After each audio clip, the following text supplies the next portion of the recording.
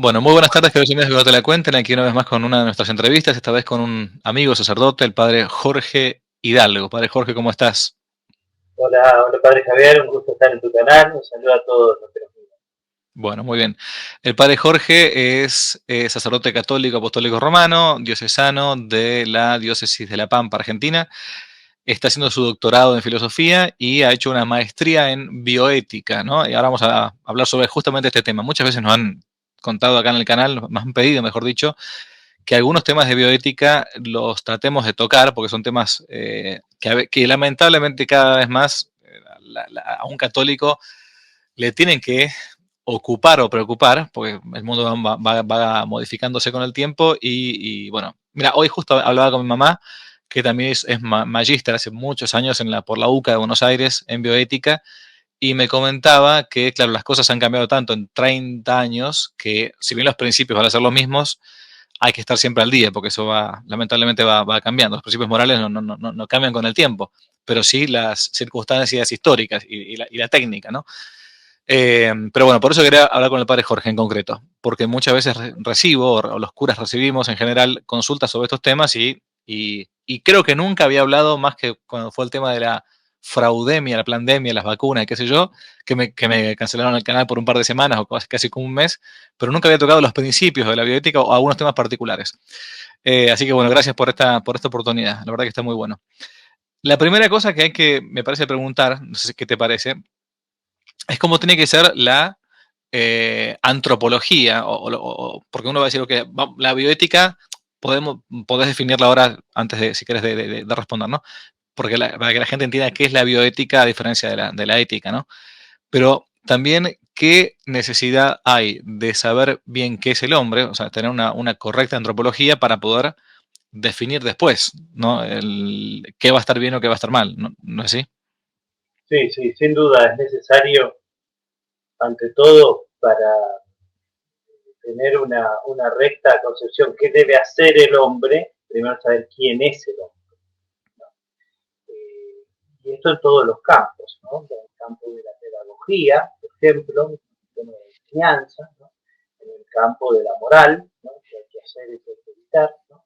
Y en este campo específico de la bioética, que es, podemos decir, los principios de la filosofía aplicados a la ciencia médica, sobre todo a los problemas actuales, ¿no? Y que por eso tenías razón cuando decías que, claro, como cambia tan rápido la ciencia actual, ¿no? Entonces, claro, los principios permanecen idénticos, pero a veces hay nuevos problemas que hay que ir resolviendo. Así que justamente por eso es necesario conocer bien la filosofía, los datos que nos enseña la recta razón respecto del hombre, para que en base a eso uno pueda después proceder adecuadamente. Ante todo, la filosofía nos enseña que el hombre es una unidad sustancial de cuerpo y alma. No es solo cuerpo, no es solo alma. El hombre no es un alma encerrada en un cuerpo, decía Platón, un error, ¿no? O sea que el cuerpo también tiene dignidad, y esto exige también considerar al hombre como una unidad, una totalidad, ¿cierto?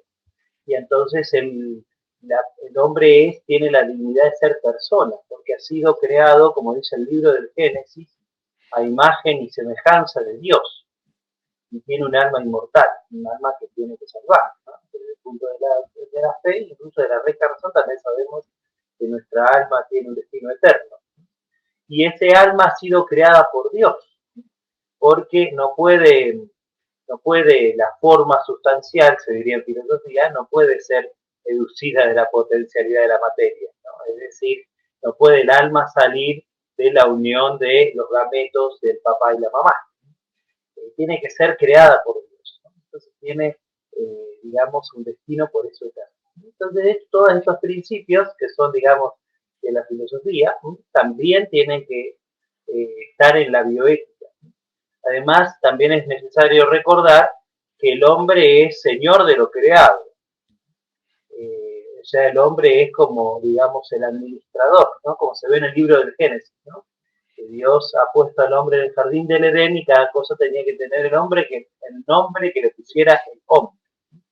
Y esto quiere decir, muy importante hoy, que el ser humano no vale lo mismo que una ballena, digamos, ¿no? O que, no sé, que cualquier animalito, por más que esté en peligro de extinción, porque cualquier ser humano es más valioso que cualquier animal o viviente que haya sobre la Tierra, ¿no? Y por eso mismo también es necesario considerar que la vida tiene un destino sacro, ¿no? Un destino sagrado, ¿no? O sea, la dio Dios y hacia Dios tenemos que ir también. Así que hay que ordenar las cosas de este mundo en orden al fin eterno, que es el cielo, que es ver a Dios cara a cara en la eternidad, ¿no? Así que por eso también hay que distinguir entre lo que es una persona y una cosa, porque la cosa puede ser usada, ¿no? Desechada eventualmente, pero las personas sin duda que no, porque tienen justamente, como nosotros no nos dimos la vida, nosotros no la podemos quitar a nosotros mismos, ni para mí mismo ni para otro, ¿no? Ni siquiera por un hecho de presunta piedad, ¿no? Porque lo veo enfermo o porque está sufriendo mucho, ¿no? Bueno, esos son algunos de los errores modernos, ¿no? Así que por esta razón los principios de la ética, ¿no? de la recta moral, tienen que estar puestos, digamos, también en la, ¿no? Y de hecho hay varias corrientes en la bioética, ¿no? Que toman distintos principios, ¿no?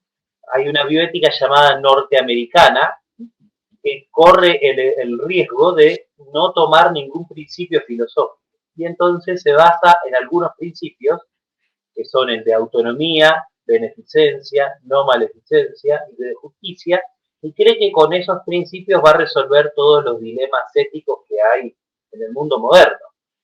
Pero en realidad, cuando no hay una argumentación filosófica, entonces alguno, por ejemplo, hace más hincapié en la autonomía, entonces dice, ah, bueno, pero la mujer es dueña de su cuerpo, entonces que aborte, ¿cierto? Porque le hace más hincapié en la autonomía, ¿no? Y otro hace más hincapié en la justicia y entonces dice, no, que hay un tercero, y entonces con los mismos principios hay enfrentamiento, porque falta una base filosófica de fondo. Detrás de, además de esta bioética completa, digamos así, existen los principios del utilitarismo. Y entonces el utilitarismo tiene estos errores que más o menos recién hacíamos hincapié, que parte de la idea del hedonismo, por ejemplo, ¿no? Que lo importante es que no sufrir, o gozar, o pasarla bien. Y entonces, por ejemplo, tenemos a Peter Singer, que voy a leer literalmente, dice, la vida de un recién nacido adulto, de un recién nacido tiene menos valor que la de un cerdo adulto. El fundador de la bioética australiana, ¿no? Peter Singer, ¿no? O por ejemplo, Michael capaz que habla en defensa propia, ¿no? Por lo de cerdo. Claro, pobre cerdo, tal cual, ¿no? O por ejemplo, Michael Tooley dice, el infanticidio realizado en su plazo corto después del nacimiento debe ser moralmente aceptable. O sea, no sé, matar a un bebé recién nacido es un espanto, ¿no? O si no, Tristan Engelhardt, que dice, los fetos, las criaturas, los retrasados mentales profundos y los que se encuentran en coma profundo son ejemplos de seres humanos que no son personas. Y para él hubo gente que fue persona, es persona y otros que van a ser personas. Claro. ¿No? Y este es el grave problema de no tener una recta concepción filosófica de cosas. Está muy bien. Antes decías algo que la gente a veces pregunta, ¿no? Y yo quería aprovechar esta entrevista más que nada para hacer preguntas, un ping-pong de preguntas y respuestas a alguien que ha estudiado bioética, ¿no? Decías, por ejemplo, que los gametos, la unión entre el espermatozoide del varón y el óvulo de la mujer, una vez que está fecundado, no pueden hacer que surja de ahí el alma espiritual. ¿Por qué? Porque de la materia no surge el espíritu, ¿no? Entonces, la pregunta que uno a veces escuchó decir, bueno, ok, ¿qué pasa, padre, con los bebés que nacen a partir de la fecundación artificial? O sea, de que se hace todo esto, la llamada fecundación in vitro, digamos, ¿no? esos bebés no tienen alma, preguntará alguno, porque claro, no se hicieron según el modo natural, habitual. Entonces, ¿qué pasa? Porque ¿de dónde surge el alma de esos bebés? ¿Por qué tienen vida? Claro. Bueno, sí, sin duda tienen vida porque está, en filosofía se dice la disposición materia, ¿no? Es decir, está la unión de los 23 cromosomas aportados por la mujer más los 23 del varón, ¿no? Entonces tiene la disposición, ¿sí?, para que Dios le infunda el alma adecuada, ¿no? Ese es el problema, porque el lugar natural, ¿no?, de que se dé una concepción es en el vientre de la mujer, ¿cierto? En cambio aquí se da en un laboratorio, ¿no? Y que, claro, después el científico primero tiene que elegir, ¿no? Es decir, este óvulo, este espermatozoide, ¿no?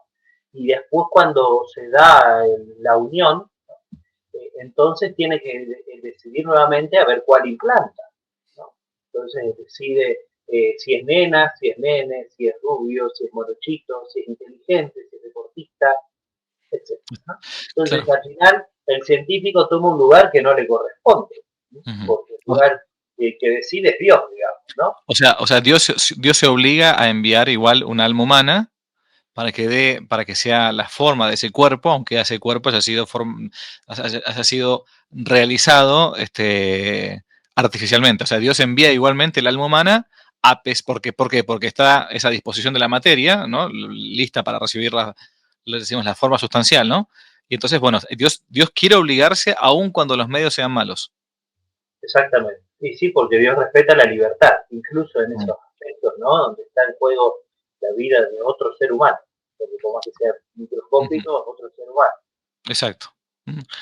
Ahora, una de las preguntas que salen muy típicamente a partir de la década de los 60, cuando se inventó el tema de la píldora anticonceptiva, es, bueno, yo no estoy jorobando a nadie, no estoy molestando a nadie, ok, yo entiendo que el aborto es algo malo, entiendo que no hay que matar a ninguna persona, y yo estoy a favor de la vida, te puede decir una mujer, pero ¿por qué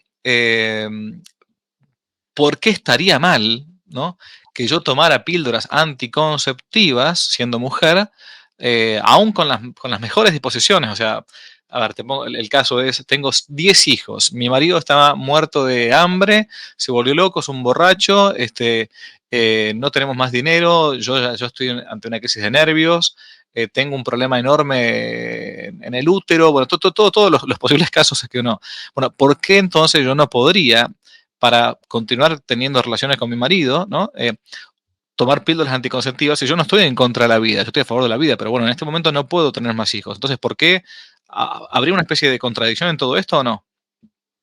Bueno, nunca hay que dejar de tener en cuenta que hay en juego un tercero, ¿no?, que el niño concebido.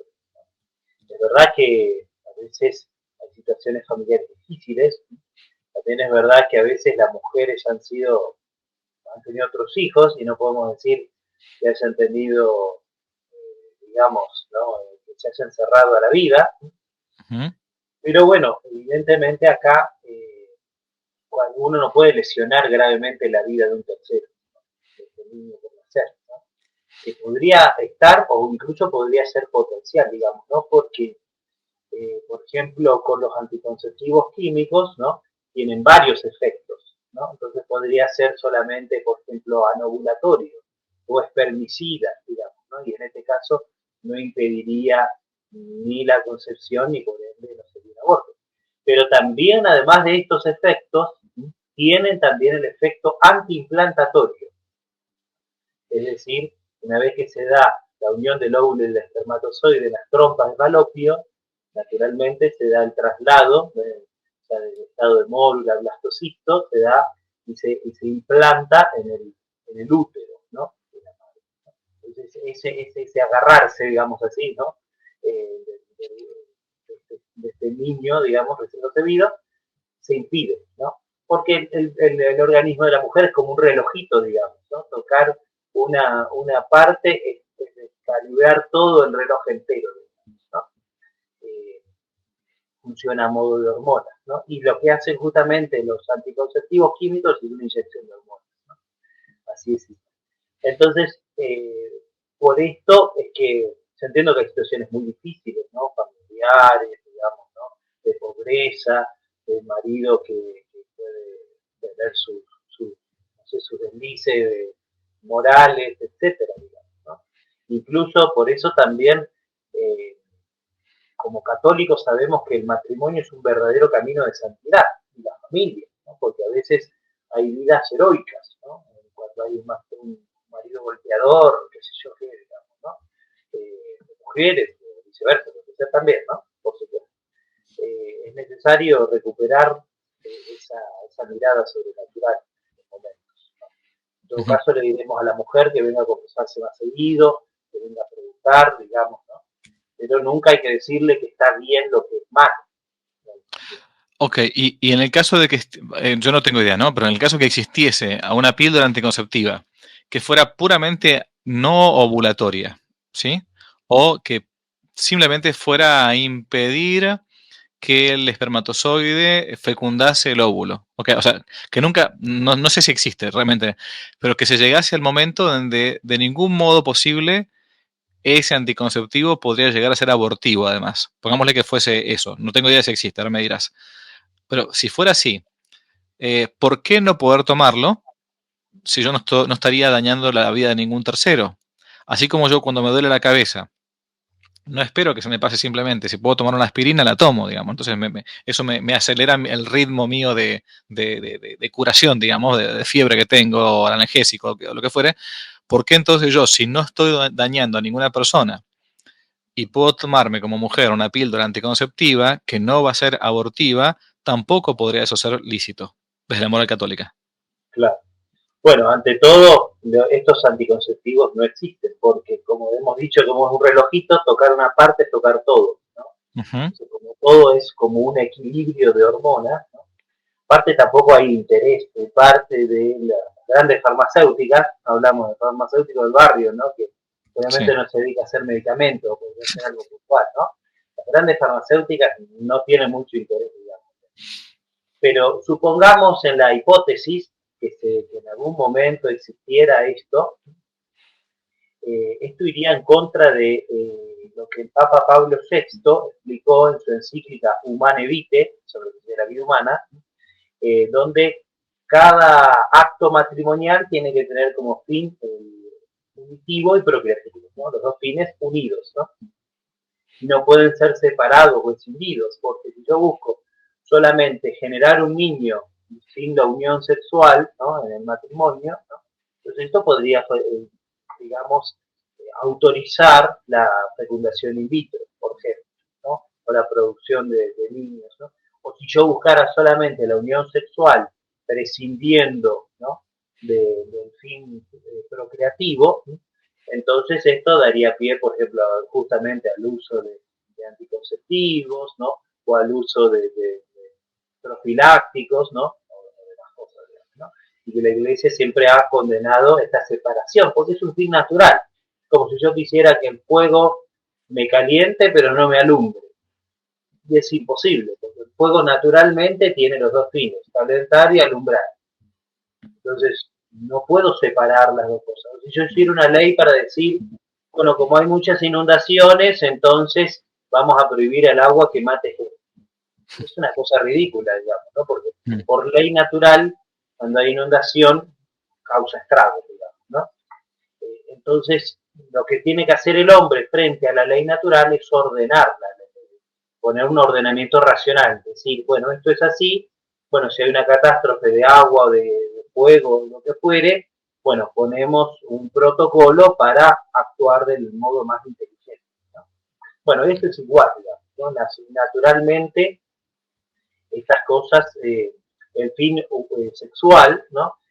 En el matrimonio se ordena a los dos fines, unitivo y procreativo, entonces yo no puedo separarlos porque estaría como rompiendo el fin natural, entonces la iglesia no puede no darse cuenta que el orden natural viene del creador, y Ujú. entonces es un orden establecido por Dios, y la iglesia solo tiene que defenderlo, simplemente.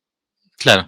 Sí, y creo que también se puede agregar, ¿no? Que uno cuando toma una aspirina no está yendo en contra del orden natural. En todo caso, está acelerando el mismo orden natural que con el tiempo, después de 2 o 3 días, uno se le pasa la fiebre, si Dios quiere, ¿no?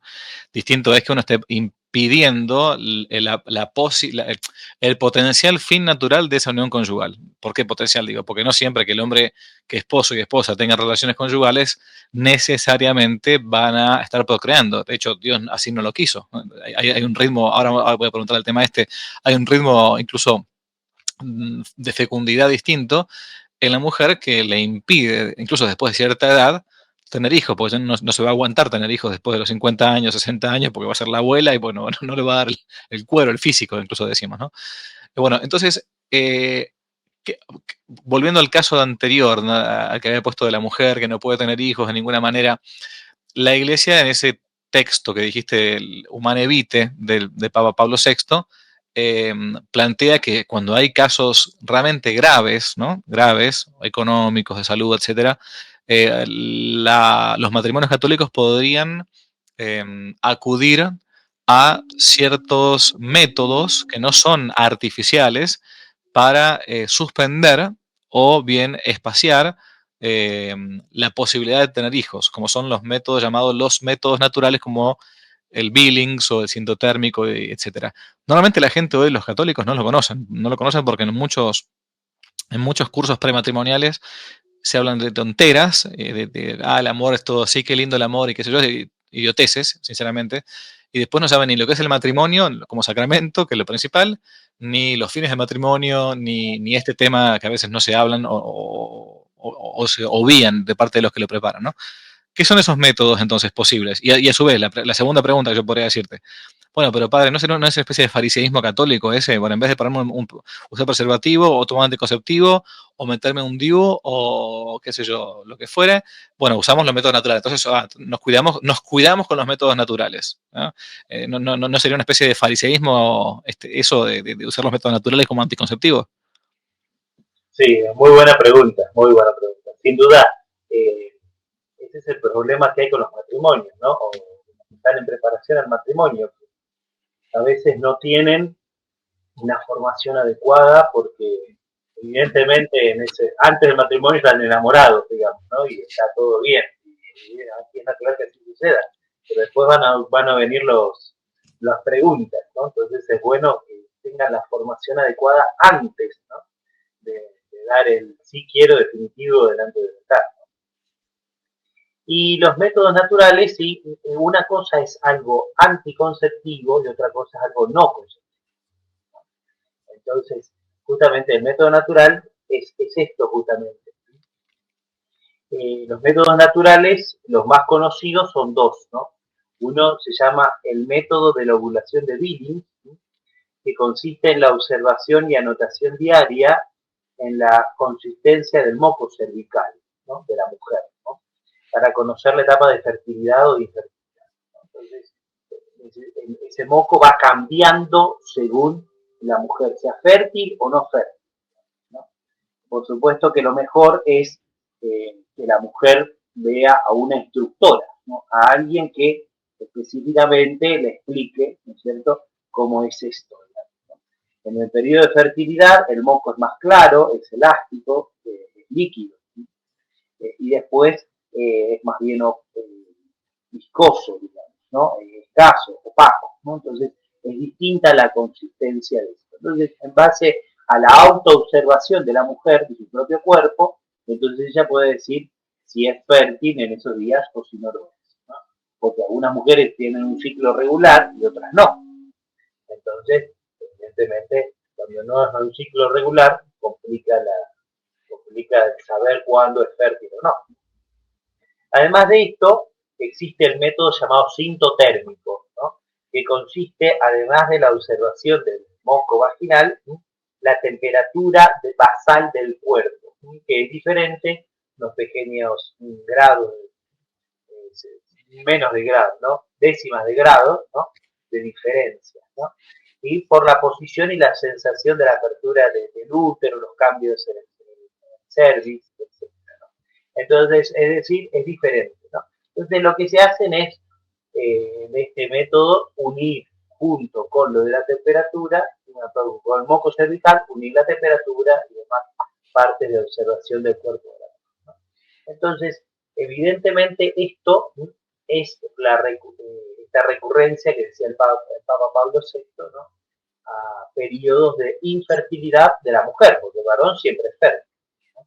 Cuando la que es infértil, algunos días del año, justamente, gran parte del año es la mujer, ¿no? Entonces, pero claro, esto tiene que ser realizado de parte del matrimonio, ¿no? Por eso también es tan importante que el noviazgo sea serio, ¿no? Antes del sí definitivo delante del altar, ¿no? Tiene que ser realizado de mutuo acuerdo, ¿no? Entonces, el varón y la mujer tienen que decir, bueno, esto tiene que ser recurrido con virtud, ¿no? Porque la idea justamente es que el matrimonio pueda practicar la castidad conyugal, ¿no? Es decir, la pureza ordenada en este caso a la santidad de los esposos y al bien de la familia, ¿no? Entonces puede haber motivos por el cual digan los esposos, no, mira, ahora no podemos traer otro niño al mundo, porque, por ejemplo, la mujer tiene problemas de, no sé, de salud, ¿no? Entonces es mejor, no decimos nunca más, decimos más adelante, ¿no? O no decimos nunca más, si Dios lo manda, bendito sea Dios y lo aceptamos como un don de lo alto, ¿no? Entonces, es distinta la actitud. Recordemos lo que dice Jesús en el Evangelio, cuando los fariseos dicen dan limosna para que lo vean, Cristo dice ya tienen su recompensa. Entonces, es decir, un fin malo vicia una acción en sí misma buena, como era dar una limosna. Y esto mismo ocurre acá en un acto matrimonial. Si tienen un fin malo, es decir, directamente no queremos tener más hijos y punto, y ya está. Entonces un fin malo vicia una obra buena, pero no porque en sí mismo eso sea malo, sino porque hay que modificar la intención, ¿no? Hay que purificarla, ¿no? Entonces, este es el problema que puede ocurrir cuando uno dice usamos los métodos naturales como un método anticonceptivo, y no lo es. No es un método anticonceptivo, ¿no? Sino simplemente decir, ahora no podemos, más adelante podría llegar.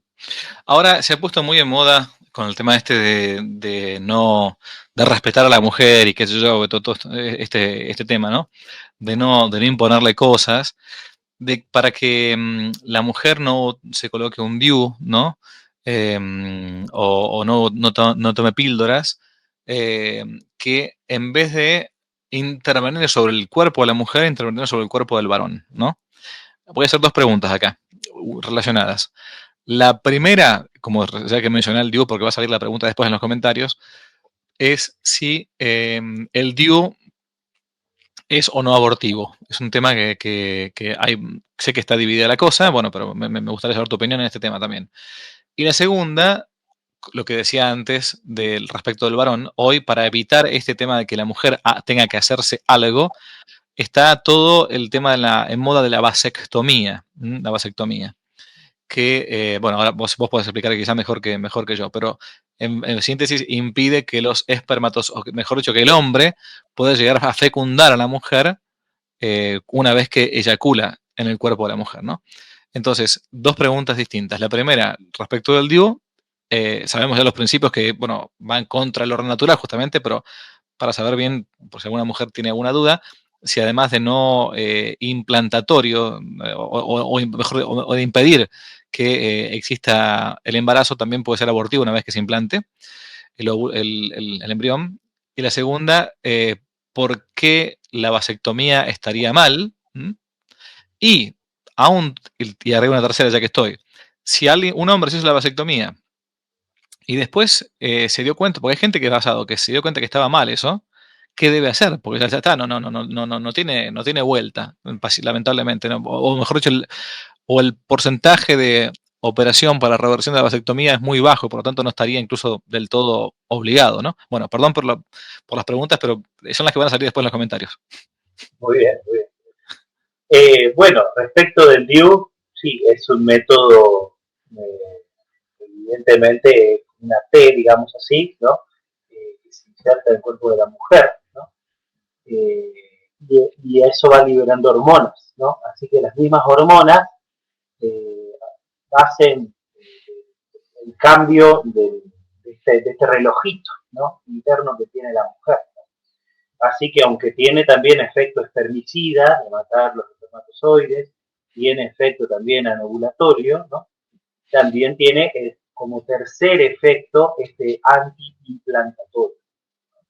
Entonces, por ejemplo, si fuera una mujer con DIU a confesarse, entonces el sacerdote tiene que decirle primero que tiene que sacarse, ¿no?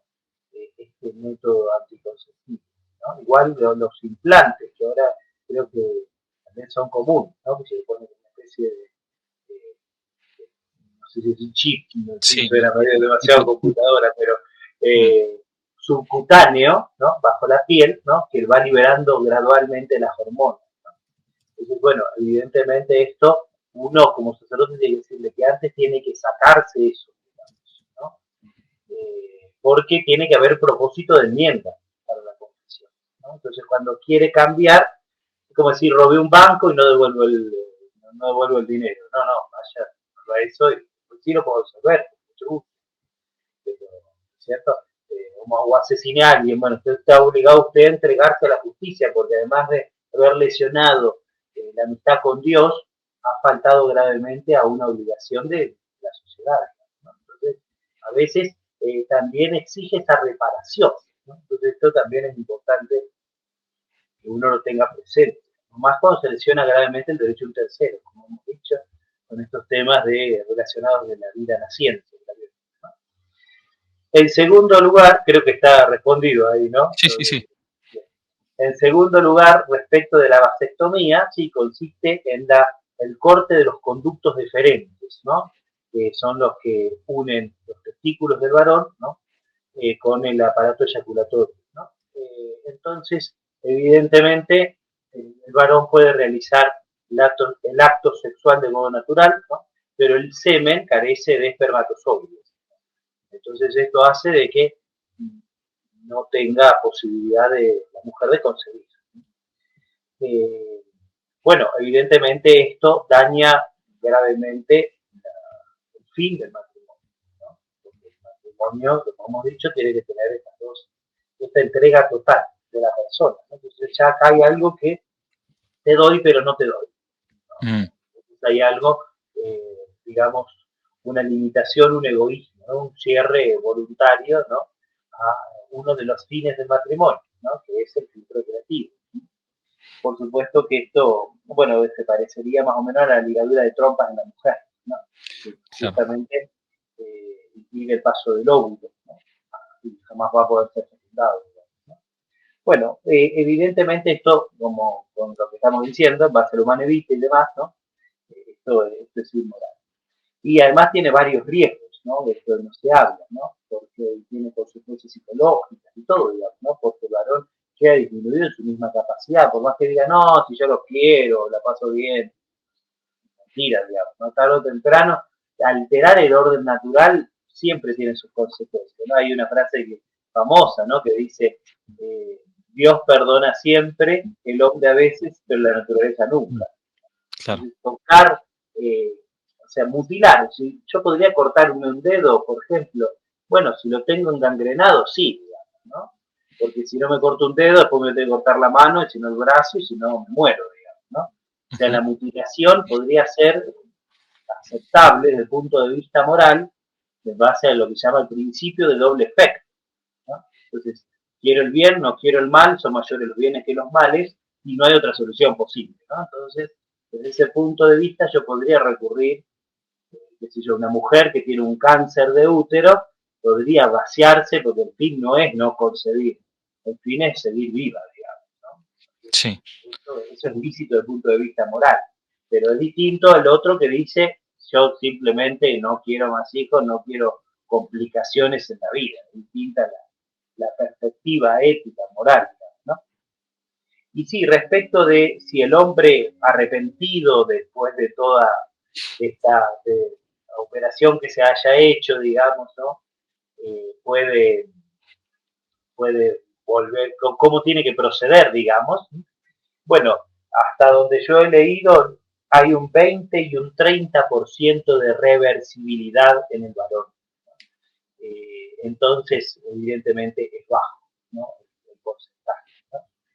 Y entonces uno podría decir que uno estaría obligado tanto y cuanto cuando uno dañe gravemente a un tercero, ¿no? Entonces a un tercero que está lesionado, como decíamos con el DIU, bueno, sí, la mujer está obligada a sacarse el DIU antes de, digamos, porque ahí daña gravemente a un tercero, ¿no? En Claro. cambio, respecto a esto que no daña, ¿no? Por las dudas, aclaro por las dudas. El tercero, en el caso del DIU, es en el caso hipotético que una mujer tenga puesto un DIU y tenga relación con su marido y ese óvulo llegue a ser fecundado y en razón del DIU termine siendo abortado, el tercero ahí es el niño por nacer, digamos, ¿no?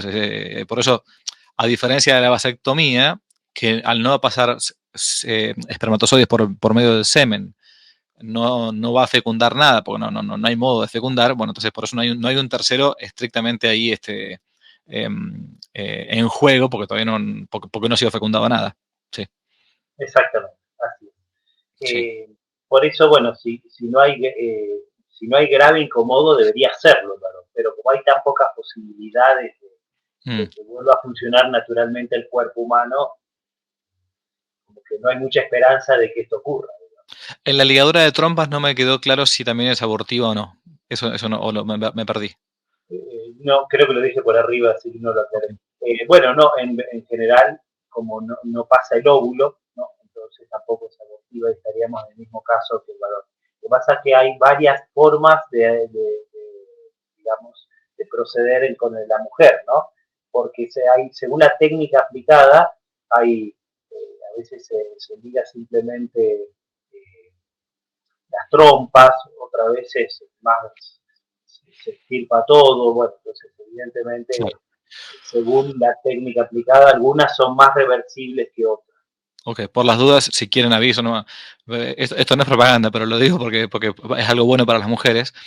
Mi hermano mayor, Martín, Martín Olivera Rabasi, médico ginecólogo obstetra, en los últimos años, él se ha dedicado lo he oído a ver gente incluso de otros países, a reversión de ligadura de trompas, porque por lo general muchos médicos le dicen a las mujeres que no, que esto es irreversible, que no se puede de ninguna manera, qué sé yo. Bueno, y él conoce muchos casos, bueno, pueden buscarlo después si quieren, él tiene un perfil de Instagram, creo, que las mujeres han quedado embarazadas de vueltas, ¿no? Que le decían que era imposible, que era solamente de milagro, los médicos le decían, porque los médicos también son una especie de, para la gente, de semidioses, intocables, pero también ellos repiten un protocolo y repiten lo que han recibido en la universidad y todo, no es porque sean todos antivida o nefastos, han estudiado en la universidad X y le repiten esas tonteras, y entonces, si no salieron nunca de la caja, nunca se pusieron a pensar otra cosa, pero la operación de reversión de ligadura de trompas, en muchos casos también es posible, ¿no? Como decía el padre,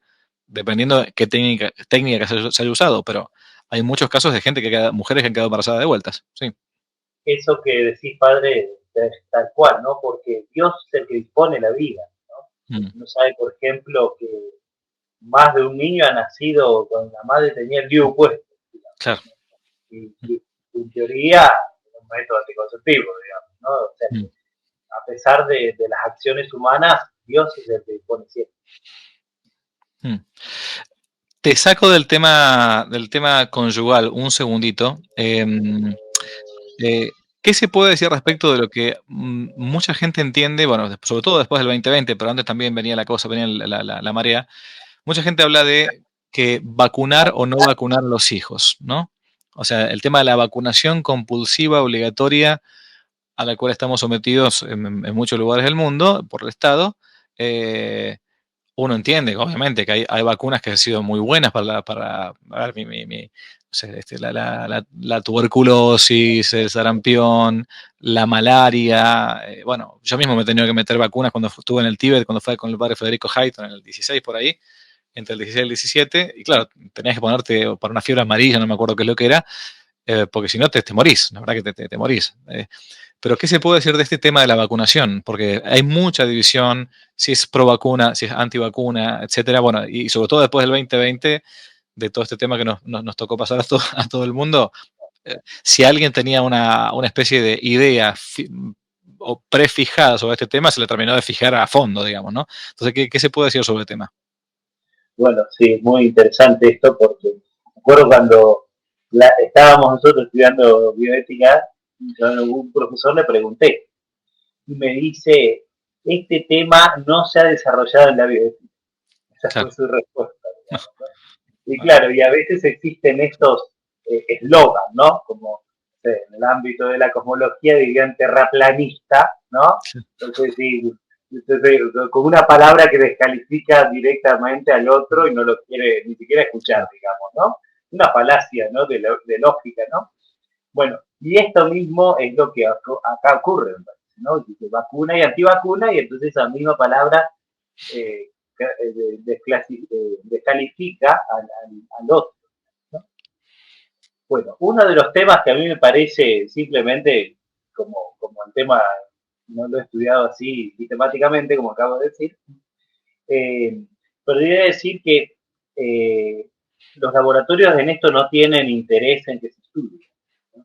Porque evidentemente cuando uno recurre al tema de las vacunas, ¿no? Bueno, uno termina, bueno, yo no pago la vacuna si voy al hospital público, digamos, ¿no? Pero el Estado la paga y alguien la tiene que elaborar, ¿no?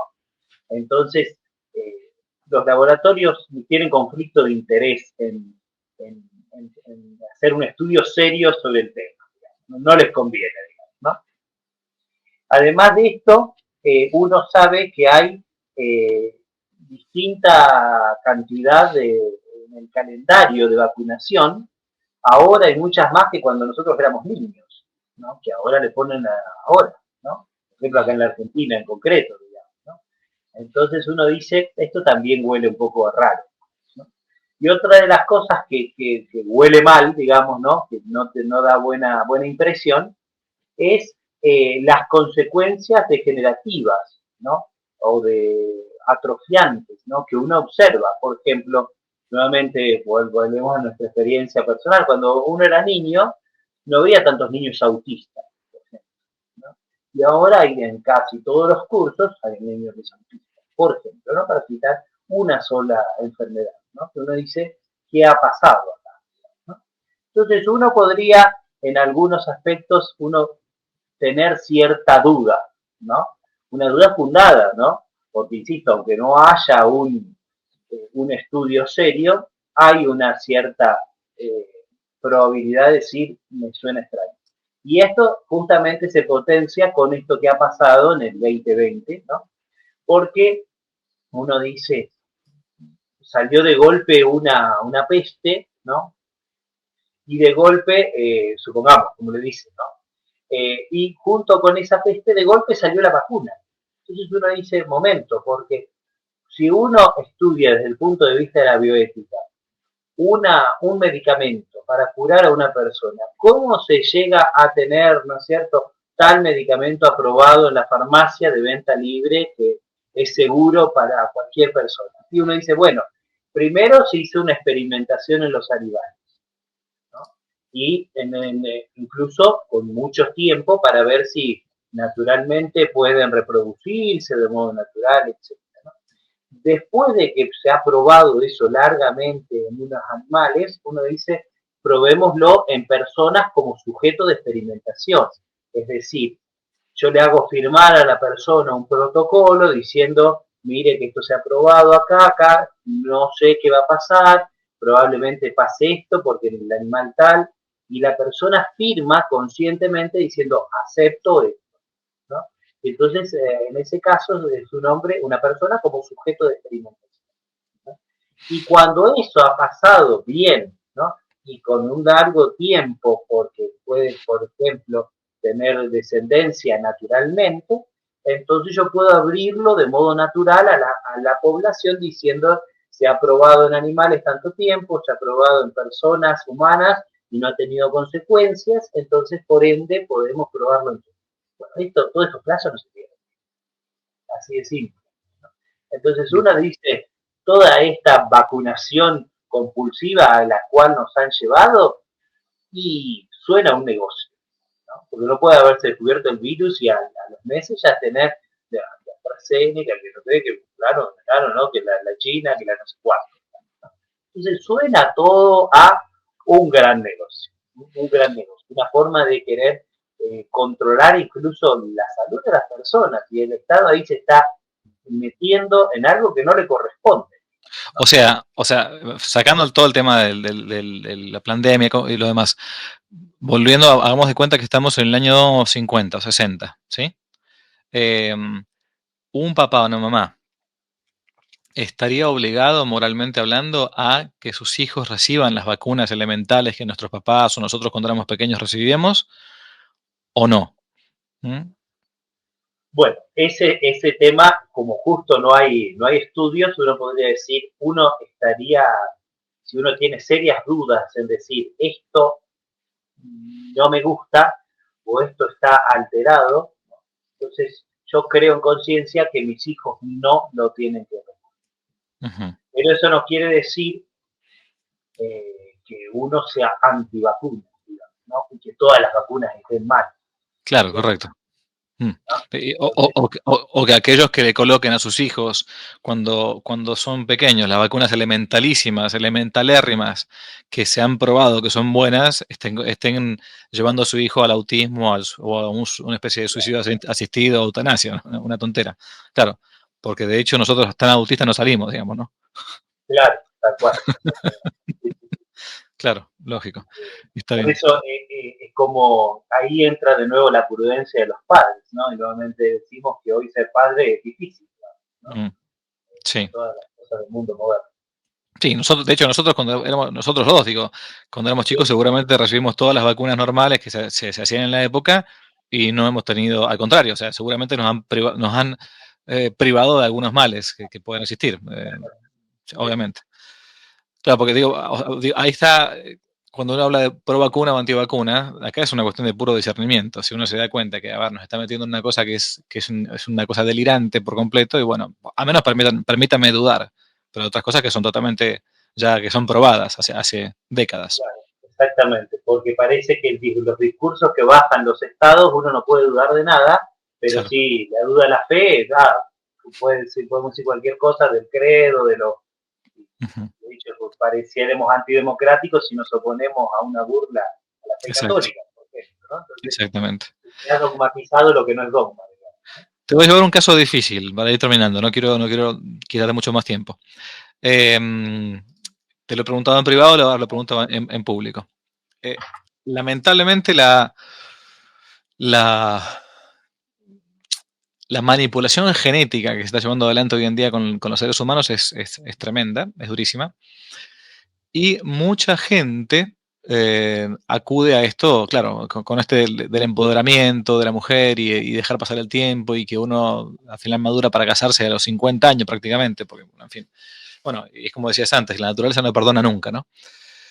Hay parejas, y hablo técnicamente parejas para no decir que son ni siquiera matrimonio católico, que con buena intención, o sea, sin mala intención en absoluto, no tenían ni idea.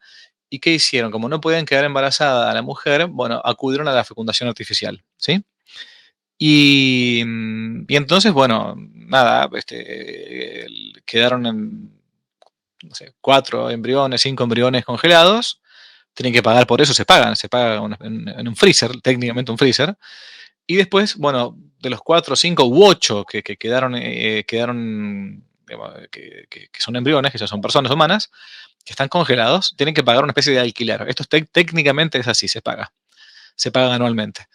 Entonces, resulta que esa pareja, al final terminaron implantándose la mujer, la mamá, uno de estos embriones porque no quería tener 8 hijos, obviamente, no quería, aparte ya es grande, tiene, pongámosle 40 años, 45 años, entonces no le da mucho más la vida para mantener después a los chicos y todo.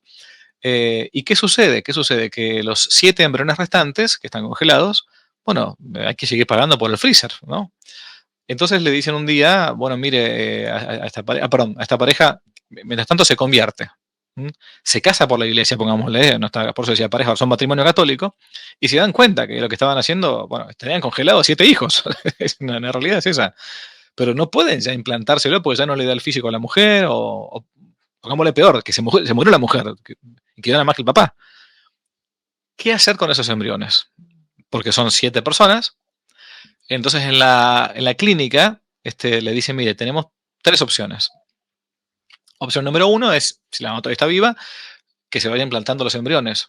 No, no puedo porque no me da más el cuero, no más el físico. Opción número 2, segunda opción es, bueno, simplemente desenchufarlos, técnicamente matarlos, ¿no? Opción número 3 es donarlos entre comillas. No, no, eso es el término que utilizan, ¿eh? Donarlos o bien para, esto es así, ¿eh? O para experimentación genética, o donarlos para que alguna pareja, X o una mujer, se lo quiera implantar para poder después continuar el embarazo y tenerlos, darlos a luz después. ¿Ha dicho algo la iglesia sobre este tema? ¿Hay alguna respuesta para esto? ¿Hay algo desde la bioética que se pueda decir? ¿No se ha dicho nada todavía porque es algo nuevo? ¿Cómo es la cosa? ¿Cómo es la cosa? Bueno, aquí está de antemano está la violación del orden natural, ¿no es cierto? La violación del ¿No? orden natural. Claro, Okay. la violación del orden natural. Entonces es el argumento de la pendiente. Una vez que uno ha transgredido el orden natural, entonces ya todo lo que se sigue después es como desordenado. Digamos, eh, bueno, hay algunos que opinan, ¿no? Que aquí sería lo mejor, ¿no? eh, donarlos, ¿no? Como decir, bueno, Donarlos entonces, para, no para experimentación científica. no, claro, no para experimentación científica, ¿no? Sino para una pareja, digamos, ¿no? Que sería la solución más, digamos, ¿no? Pero otros moralistas dicen que en realidad hay que dejar que siga el curso natural de los sucesos, ¿no? Entonces, si uno deja que siga naturalmente, porque en realidad mantener en un freezer, ¿no? A un huevo cigoto, bueno, eso es encarnizamiento terapéutico. Estamos manteniendo de modo artificial, ¿no? Entonces, dejarlo que siga naturalmente el curso sería en este caso desenchufar, ¿no? Y obviamente los fetos mueren, ¿no? Los huevos cigotos mueren, ¿no? Eh, y esto además, no hay que olvidarse que la implantación también conlleva la pérdida de embriones, ¿sí? Mm. Porque es difícil que se fecunde uno, que se saque solo un óvulo de un espermatozoide, que se fecunde solo uno, que se implante uno y que nazca solamente uno. O sea, en todo el proceso siempre hay pérdida de gametos, que sería lo menos importante, ¿no? O después pérdida de huevos de cigotos, ¿no? Entonces, esto sería más grave todavía, ¿no? Entonces, que técnicamente sería como abortos de por medio, digamos, Mm. ¿no? Y además el científico que toma un rol que no le corresponde, digamos, ¿no? Y que además, desde este punto de vista que se sostiene que hay que dejar que siga naturalmente el curso de los hechos, eh, la donación de estos huevos fecundados, ¿no? Implicaría también el romper el fin unitivo y procreativo en otra persona, ¿no? Porque la Claro. pareja no concibió naturalmente ese niño, digamos, ¿no? Simplemente lo acepta por, no sé, una idea de altruista, qué sé yo qué, digamos, ¿no? Entonces, quizás esta sea la segunda solución más adecuada. Pero uno, por supuesto, una persona que recién se convierte, partiría el alma, digamos, ¿no? Saber las cosas mal que hizo y tener ¿cierto? El hijito ahí en el freezer, digamos, ¿no? Mm. Pero no hay otra, desde el punto de vista moral, a mi entender, esto es la mejor solución. Pero a nivel de la iglesia todavía no hay ninguna respuesta sobre el tema. No, no hay ninguna. Que yo conozca menos. No. Porque, bueno, porque son cosas nuevas, digamos, tampoco uno tiene Claro, por qué tener la iglesia respuesta para todas las cosas, mucho menos claro. para un montón de aberraciones que vamos a ver peor todavía con el tiempo. Y Está sí, bien. Ujú. Dos preguntas más porque a veces se hacen. Tema órganos, donación de órganos, ¿no?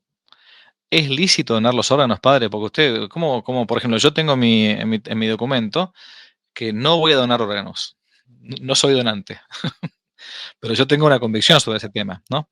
Yo no soy donante porque lo que va a explicar el padre Jorge. Porque en el momento que uno no está a punto de morirse, bueno, ahora vamos a ver qué pasa. Pero ¿se pueden donar los órganos? No se pueden donar los órganos. No es un acto de egoísmo no donarlos. No es un acto enorme de caridad donarlos. ¿Ok? Sí, ese es el discurso que habitualmente se nos dice, ¿no? Mm. Bueno, ante todo, decir que la ley en la Argentina es inmoral, ¿no? Porque se llama la ley del donante presunto. Claro, Entonces, si yo no digo nada, ya soy claro, donante, ¿no? exacto. O Y sea, eso va en contra de la intimidad de la persona. cuando yo digo no soy donante, porque acá en nuestro país te piden que uno ponga en el documento si va a donar o no órganos. No me estamos refiriendo cuando estamos vivos y uno puede donarle un órgano que no te va a matar a otra persona, que eso está buenísimo, está perfecto. Estamos hablando de cuando uno está en el lecho de muerte, ¿no? Y uno no puso nada en el documento de identidad. Bueno, se supone que uno dona sus órganos. El problema está, ahora lo que va a explicar el padre Jorge, no los órganos que no son vitales, ¿no? Sino los órganos vitales, que es distinto, ¿no? Bueno, ahí está la diferencia, me parece, sí. Exacto. Sí, sí, justamente iba a aclarar eso, porque donar tejido, sangre, médula, ¿no? Obvio. Donar órganos pares, un riñón, no hay Claro. problema. ¿No? El problema está en donar los órganos vitales, especialmente en el corazón. Porque la gran pregunta acá es el tema de la muerte, ¿no? Claro. Porque desde el punto de vista de la filosofía, además yo no puedo matar a alguien para que viva el otro, digamos, ¿no? Entonces, algo natural, estaría causando un homicidio por más que se va a morir dentro de 10 horas. Probablemente. Yo no soy quien para Dios da la vida y Dios la quita, ¿no?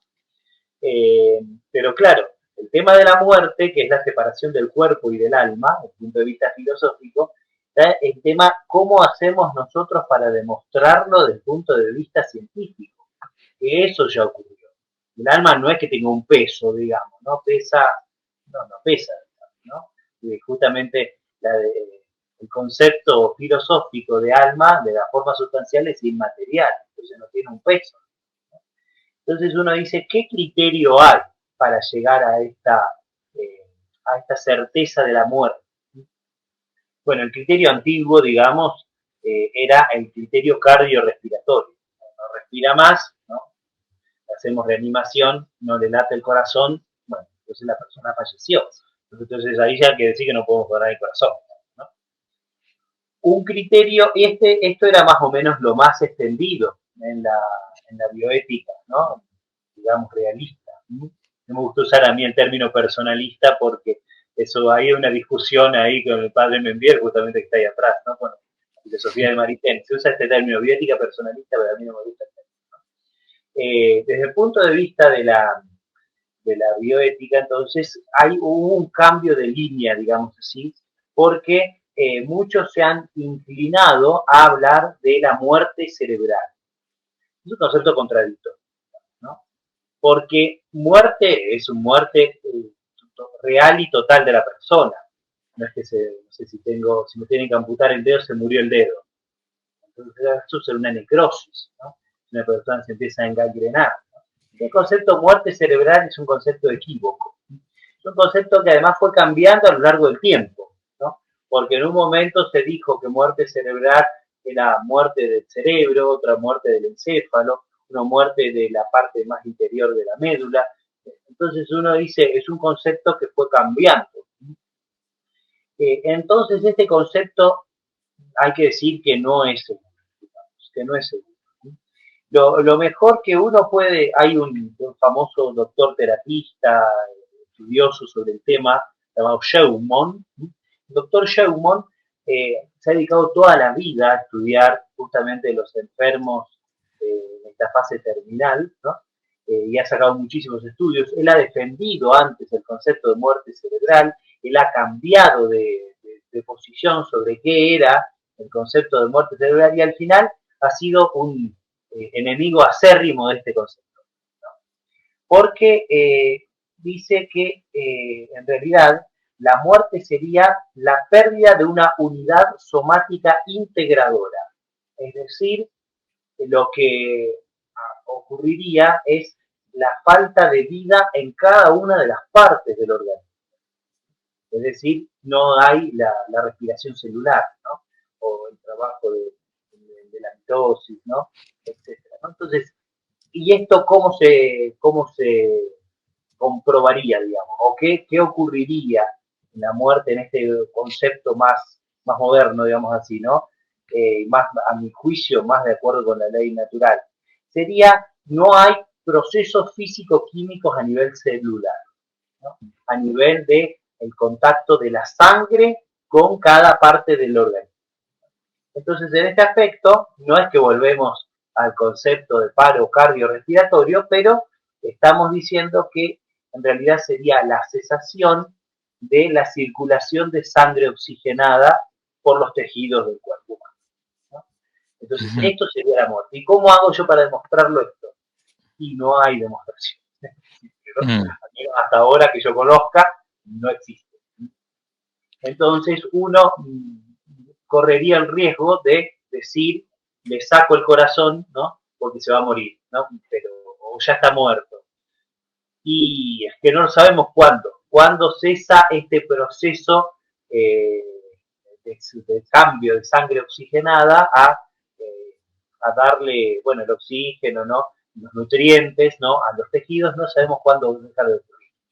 Así que estamos frente a un problema que lo más seguro hoy, porque de hecho la moral dice que en caso de dudas no hay que orar, entonces lo más seguro hoy es decir, estos órganos vitales, especialmente el corazón, no pueden ser donados. Ujú. Ok. Y respecto del momento de la muerte, entonces, hay que esperar que haya abandono de todo signo vital posible, no solamente cerebral, ¿no? Claro, exacto, porque lo que se ha dicho es dos electroencefalograma plano, ¿no? Con 6 horas de diferencia, ¿no? Que no haya actividad en el encéfalo profundo, ¿no? O sea, cerebro, cerebelo, médula, etcétera, ¿no? Pero esto es tan, digamos, tan relativo, ¿no? De hecho hay casos, ¿no? De personas que aparentemente eran muertas, ¿no? Que se dan por fallecidas, ¿no? Y en realidad están vivas. Entiendo. Entonces, por eso no es un concepto seguro el concepto de muerte cerebral, ¿no? Ok. Entonces, nuevamente, no podemos darlo por difunto y sacarle los órganos. Ujú, ujú. Te hago la última. Hay una persona ya grande, anciana, ¿no? Que ha sufrido muchísimo y bueno, está en el hospital y se la está manteniendo a fuerza no sé, de conectada, y todo el tiempo con respirador y casi está como vegetal y se le pasa alimentación e hidratación. eh, eh, no convendría matarla, no convendría desenchufarla, digamos, así como uno decía respecto de los embriones, ¿no? Que ya estaban en el freezer. Bueno, desconectémoslo, pobre hombre, que se muera tranquilo, porque al final uno se está como ensañando, al final de cuentas, con eso. No, por qué la iglesia se opone? Estoy siendo abogado del diablo acá, obviamente, ¿no? ¿Por qué la iglesia se opone a que uno muera? Ya está, la vida no es para siempre. Si de hecho la iglesia dice que uno va a ser juzgado y que la muerte llega para todos, ¿por qué no darle una muerte legítima a una persona? Bueno, y ya está, la eutanasia, ¿por qué la iglesia se opone tanto a la eutanasia? Y a su vez, por otro lado, hay una especie de mantenimiento artificial de muchísima gente que ya debe estar muerta hace un montón de años. ¿Cómo se determina el tema esto de la eutanasia? ¿Por qué está mal? ¿Cuándo uno termina ensañándose para que alguien viva a costa de lo que sea? ¿No? Sí, hay que distinguir entre eutanasia y lo que se llama ortotanasia, ¿no? Ujú. La palabra thanatos en griego quiere decir muerte, ¿no? Eutanasia es un eufemismo, sería buena muerte. En cambio, la palabra ortotanasia, ortos quiere decir recta, ¿no? Entonces, eh, nuevamente decimos, Dios da la vida y Dios la quita, ¿no? Con nosotros, con la medicina, podemos ayudar a que la persona viva más dignamente, incluso hasta el término de su vida terrenal, ¿no? Incluso aliviarle los sufrimientos, los dolores, ¿cierto? Aunque incluso indirectamente, en los casos más graves, esto cause una reducción de la vida, ¿no? De la persona, ¿no? Uno de los famosos discursos del Papa Pío XII a los médicos aclaraba ese tema, ¿no? Pero uno siempre tiene que procurar el fin natural de la vida. Entonces yo no lo puedo asesinar por presunta piedad o porque no sufra o porque es viejito o porque tiene un cáncer terrible o la circunstancia que sea. uno sí tiene que procurar el fin natural de la persona. Si yo le doy para que se duerma y ese duerma lo cedo definitivamente, bueno, eso es una eutanasia. Uno puede privar de la conciencia a la persona, bueno, sí, si hay un motivo grave, digamos, ¿no? Puedo hacerlo, ¿no? Pero no que eso lo lleve a la muerte, digamos, ¿no? No puedo pasar de dosis, digamos así. Entonces, por supuesto, la Iglesia siempre se ha opuesto al llamado encarnizamiento terapéutico, ¿no? Es decir, mantener artificialmente con vida a una persona. Bueno, no, eso está mal, ¿no? Porque simplemente no sería respetar el momento natural de la muerte, ¿no? Entonces yo puedo ayudarla a que no sufra, claro, puedo curarla, sí. Y bueno, cuando viene el momento de la muerte, ¿no? O se sabe que tarde o temprano la persona va a partir, entonces uno puede hacerle, por ejemplo, cuidados paliativos, ¿no? Que se ordena justamente a que no sufra, ¿no? A ayudarle a bien morir. Y hay algunos cuidados que se llaman ordinarios o proporcionados, que siempre uno se los debe dar a la persona. Siempre, ¿no? Incluso si una persona estuviera en un coma irreversible, hay cuidados, como por ejemplo la hidratación, la alimentación y la higiene, que no pueden faltar en una persona.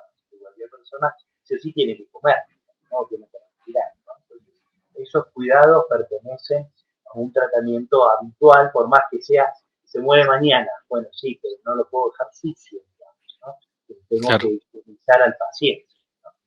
Entonces, eso siempre tiene que estar, ¿no? Pero después, ahí también dependerá mucho de la prudencia del médico, ¿no? Porque nosotros que no somos médicos, no podemos saber hasta qué punto necesita qué dosis, ¿no? de tal analgésico. Entonces nos tendrá que decir el médico, hasta acá está bien y más allá, y vamos a acelerar su muerte innecesariamente.